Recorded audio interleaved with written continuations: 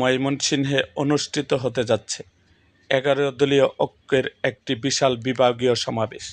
গণভোটের রায় বাস্তবায়ন ও জনদুর্ভোগ লাঘবের দাবিতে এই সমাবেশের ডাক দেওয়া হয়েছে। আগামী ২৭ জুন শনিবার দুপুর ২টায় ময়মনসিংহের রেলওয়ে কৃষ্ণচূড়া চত্বরে এই বিভাগীয় সমাবেশ অনুষ্ঠিত হবে। এই সমাবেশে প্রধান অতিথি হিসাবে উপস্থিত থাকবেন বাংলাদেশ খেলাফত মজলিসের আমির মাওলানা মামুনুল হক।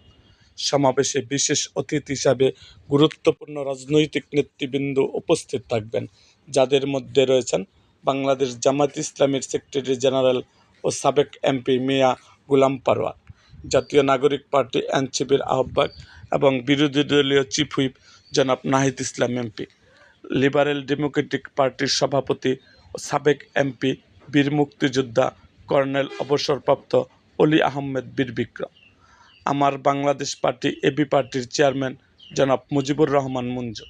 এছাড়াও আরও উপস্থিত থাকবেন মাওলানা আব্দুল কাইয়ুম সুবহানী, মাওলানা আব্দুল বাসিত আজাদ, মাওলানা হাবিবুল্লাহ মিয়াজি, আমির ডক্টর মুস্তাফিজুর রহমান ইরান, জনাব রাশেদ প্রধান এবং অ্যাডভোকেট এ.কে.এম. আনোয়ারুল ইসলাম। এই বিশাল বিভাগীয় সমাবেশে সভাপতিত্ব করবেন বাংলাদেশ জামায়াত ইসলামীর কেন্দ্রীয় নির্বাহী কমিটির সদস্য ও ময়মনসিংহ অঞ্চল পরিচালক অধ্যক্ষ শাহাবুদ্দিন। ১১ দলীয় ঐক্য ময়মনসিংহ বিভাগের উদ্যোগে আয়োজিত এই সমাবেশকে ঘিরে স্থানীয় রাজনৈতিক মহলে ব্যাপক তৎপরতা লক্ষ্য করা যাচ্ছে। জনদুর্ভোগ লাঘব এবং গণভোটের রায় বাস্তবায়নে এই আন্দোলন কতটুকু প্রভাব ফেলবে তা দেখতে চোখ রাখুন আমাদের চ্যানেলে। সবশেষ আপডেট সবার আগে পেতে আমাদের চ্যানেলটিকে সাবস্ক্রাইব করে পাশে থাকুন। ধন্যবাদ সবাইকে।